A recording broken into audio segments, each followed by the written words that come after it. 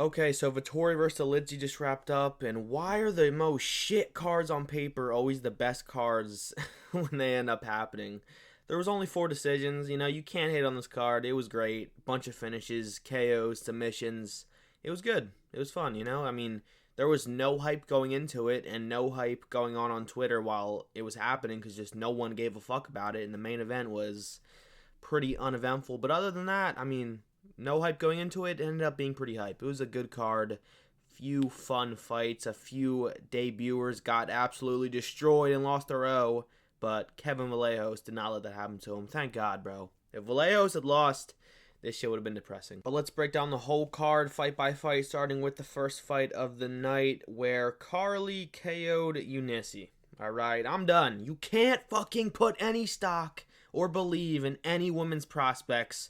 This girl was undefeated, bunch of KOs, never really went to decision, I don't think. Maybe she wasn't undefeated. I don't even fucking know, but it doesn't matter. You can't put stock in these women prospects. The same thing happened with Wang Kong, and she got KO'd in her next fight after all that hype got put into her. Boom. She lost. Eunice lost as well. They're always going to lose. You can't put stock into them. You cannot invest in them. You can't believe in them to go undefeated up until the rankings because they're going to lose. Does she have potential? Does Eunice have potential? Probably still. Sure. But fuck me. It was a nasty question mark kick to the jaw. Just didn't have her hands up. Classic. Good KO from Carly, though. It's the best I've ever seen her. Next, we had Priscilla KO Nunes. Just when you think these women are going to stink up the first 2 fights, they actually go back-to-back KOs. Vicious KOs as well. It was actually insane. You got to give it to them, all right? We hate on women's fighting a lot here, but, you can't hate on this. Good performances, good KOs. Nunes is dog shit, and I was gaslit by the odds to not pick her, or to pick her, because I've literally seen her be so chinny, and I knew Priscilla would outstrike her, but I thought Nunes would maybe grapple and have an IQ. But no, it was nowhere to be found. Nunes fucking marched forward like a goblin, short as fuck, no reach, no striking, got knocked the fuck out by a nasty uppercut. Good performance by Priscilla. I'm just annoyed because I was going to pick her, man. I was going to do it. I was going to pick her, and then the odds, man. Everyone else in the odds just made me not do it. That happened a lot in this card. Next, we had Andre Lima put an absolute clinic on Perez, subbed him in the 3rd round after dominating him for 3 rounds, okay? I thought he was going to fold, man. I thought he was going to fold another UFC finish, but he got his first UFC finish. Thank God. He needed this finish. He was going to get called a decision merchant soon because he's good, man. I've always been high on Andre Lima since he debuted, but he's fucking good. His defense has gotten a lot better. His strikes are insane. His shot selection is really good. Nasty calf kicks. Disgusting body work. He was fucking Perez up to the body, to the calf, over and over and over again until he just broke him.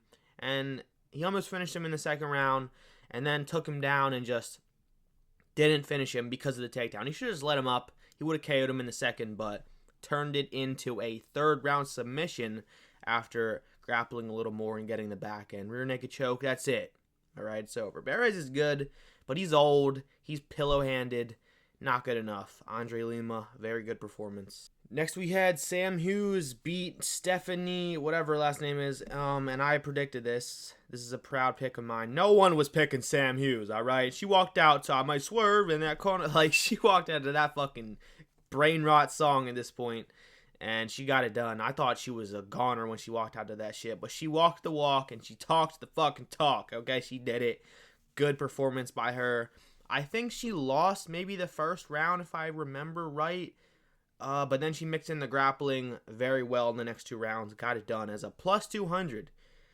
I know women's MMA fighting is very random, but good win from her. I was scared for her. I'm going to be real. Like, she's just tough. She looks like Marab as well. She's just really tough.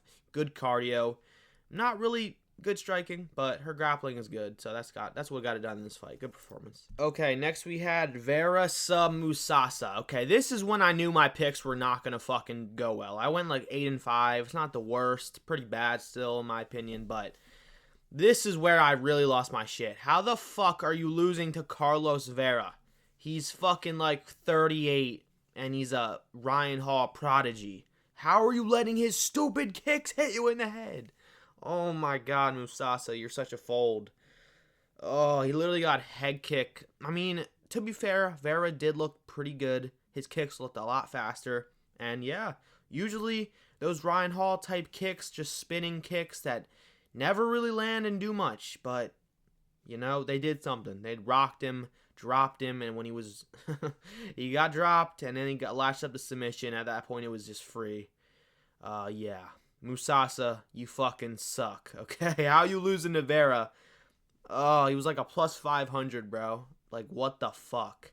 Who picked Vera? Did you pick him? I didn't fucking pick him. You didn't do it, bro. No way you picked Vera, because... Who was picking Vera? He's so bad.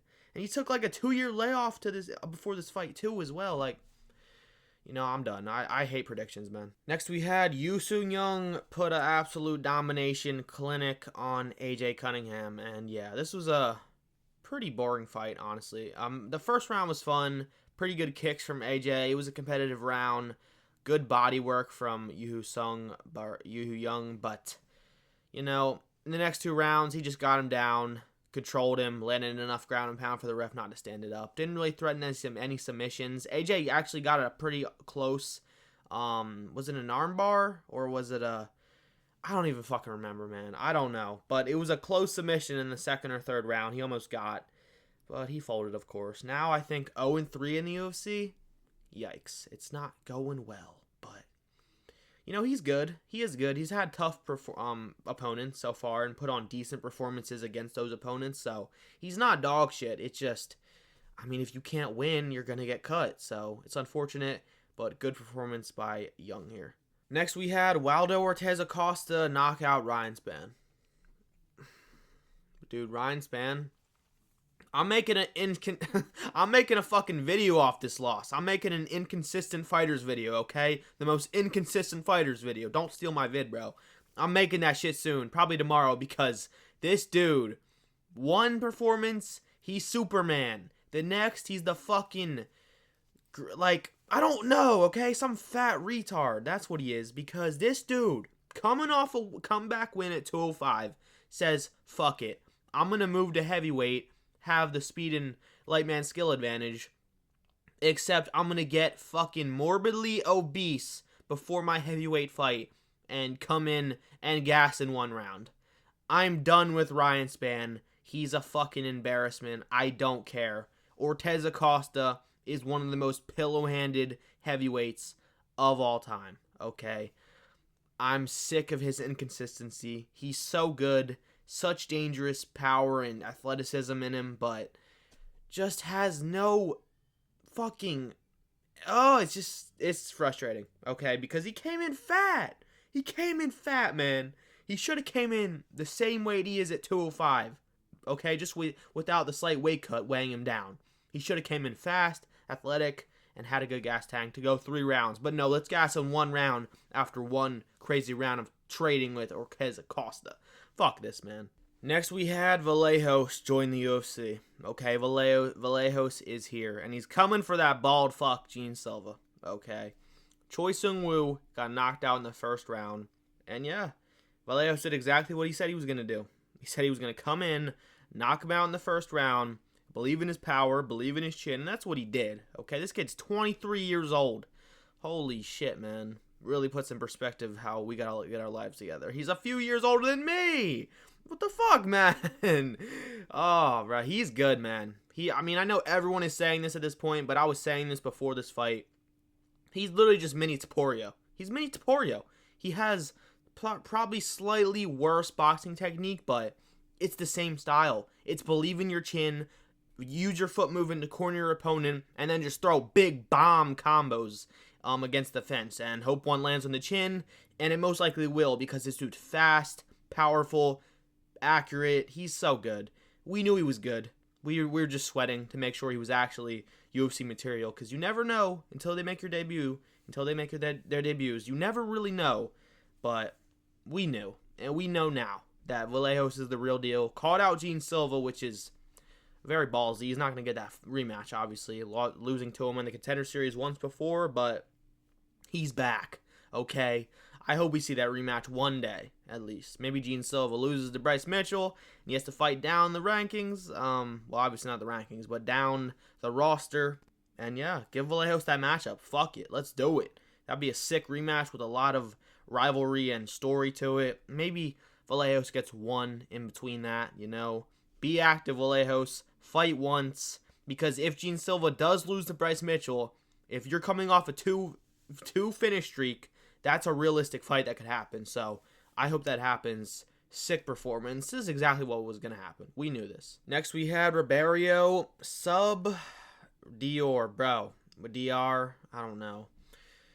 Dude, you got Kimura from bottom, man. You fucking suck, okay? Dude, I really thought Dior was the real deal, but we always forget to check the grappling, brother. It always happens, okay? You get too in love with someone striking, and you forget to realize that this is MMA, and you forget to check if they can actually grapple and have any jiu-jitsu at all. You got Kimura from bottom, bruh. Come on, man. I mean, there's not much to say. He got dropped in the first round by Ribeiro. Ribeiro is good. I'm seeing people say, oh, this guy got fraud checked and it was by a bum. Ribeiro is not a bum. He's good, okay? He has good kicks, good jab, decent power, decent speed. He's kind of a weirdly built guy, but it works for the division. I don't know. I don't think Ribeiro is that bad, but yeah, good performance by him. I mean, I thought he would lose. I thought he was a bit chinny and he would just get chin, but Dior was really patient for some reason when usually he just marauders forward and believes in his power, but yeah, good performance by Ribeiro. Next we had Blackshear sub Cody Gibson. You know, Cody Gibson almost got him out of there in the first round, and I was sweating because I really wanted to pick Cody Gibson, but I'm glad I didn't. Okay, Blackshear recovered, and then I think survived the first round after control grappling a bit, and got the sub in the second round. I think it was a Kimura as well. I think it was, except from the top. 2 Kimuras in a row is crazy if that's actually true what happened. That's insane because they rarely happen. But yeah, good performance. Blackshear is very good, but very chinny, man. You're getting almost chinned by Cody Gibson. Good thing he recovered. Good recovery. But I don't know, man. I don't know. I'm not picking him against a lot of people. That's all I know. Okay. Not that Cody Gibson's not bad, or not good. He is. I said he was a good underdog in this, which he almost won. All right, I was right, man. I mean, he didn't win, but yeah, Blackshear's really talented, really good submission artist, but he doesn't really have the wrestling to pair with that, and he doesn't really have that much power, and with a very, iffy chin, I question his future success in the UFC, but he needed this win. He really needed this win badly. His levels of competition have been very high, though, so he does have a lot of losses, but it's not the worst looking at his opponents. Next, we had Alexander Hernandez and Halabau go to war. This was a very good fight, very back and forth, very competitive. Honestly, I wasn't watching as close as I needed to actually score this myself, so this could be a robbery because I did see Halabau land a lot of damage in the first 2 rounds. Obviously, Alexander Hernandez won the 3rd round. He grapple fucked him. He had the better gas tank. He won the 3rd round. But I think I said first there. I meant 3rd. But the first 2 rounds, man, very close. Very fucking close. Very back and forth.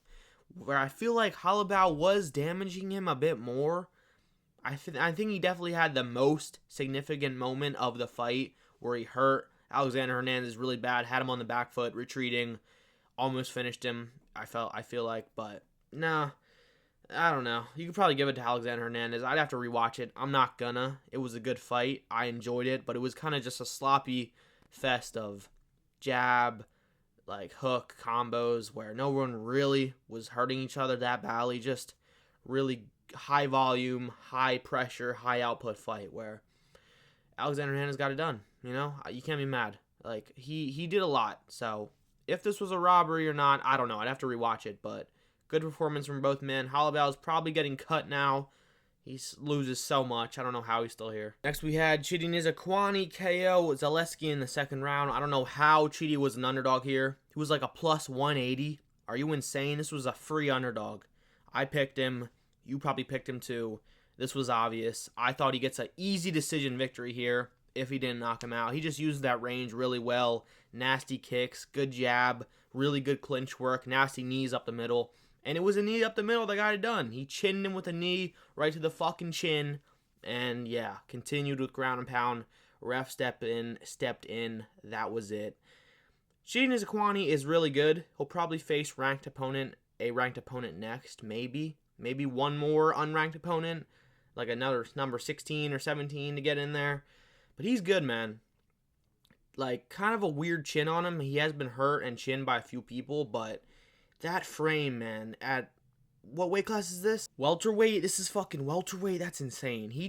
I know he's not as tall as it looks. He's just really lanky and skinny, and that's what makes him look tall. But he literally looks 6'5" out there. He's only like 6'2" or 6'3", but he literally looks like he's 6'6" out there. It's insane. And he has a really good build for this division. I think he can go pretty far. I think he can get a few ranked wins, maybe, and then lose to like a number 11 or 12 type of guy. I can't think of a name. I don't know. I don't know who would be next for him. It's weird because I don't really see many people wanting to deal with that long frame and volunteering for that fight. So we'll see who next for him, but good performance. Next we had Marvin Vettori lose, man. I don't know why so many people were picking Marvin Vettori like he's insanely good or whatever. I guess because of the first fight, but Roman Dolidze could have won that. He did really good. It was a competitive fight. And Marvin Vettori coming off of a big layoff with a bunch of injuries coming into this probably. I just thought this was a clear Roman Dolidze pick. And I saw so many people saying, dude, Marvin Vettori, man, he's going to win clearly. Like, come on, man. Like, Roman Dolidze, he may be kind of a jobber, but he's gotten a lot better throughout his career. He's at his peak, obviously, now. Yeah, he looked really good. Really high output, good gas tank. No grappling in this fight. It was just pure kickboxing. And I don't want to say it was a bad fight, because it wasn't. It was high output. It was good. Marvin Vettori hurt Dolidze in the second or third round. Almost finished him. But Dolidze, I'd say Dolidze only lost the third round. I think he won all the other rounds. I think he clearly won all the other rounds. Marvin Vettori just doesn't really land clean. Like, he doesn't find chins at all. He just has big, meaty body kicks and head kicks that always just hit the forearm and always get blocked because they're so slow and telegraphed. I don't know. I don't know how Marvin Vettori has so many wins. Maybe that just says how bad his era of 185 was, but there's a new era. 185 is on a rise, and Marvin Vettori should get kicked out of the rankings. Like, okay, that's a bit far, but yeah, I don't see him doing very well. I see him getting out-grappled by a lot of the new generation coming into 185 rankings, and like, he just has no finish potential. Does he have a single UFC finish, maybe a sub or two, but he's never KO'd anybody, I don't think. He just has no finish potential, and yeah, that's bad. That's not a good look, okay? That's the whole card. I'm done. I don't care, man. This card was just so hard to care when there's no names on it. You know, there was a few, like Blackshear and Vallejos, and yeah, you know, there's just nobody. Nobody that we really care about. So, good card or bad card on paper. Ended up being pretty fun. That's it. I'll see you guys in the next one.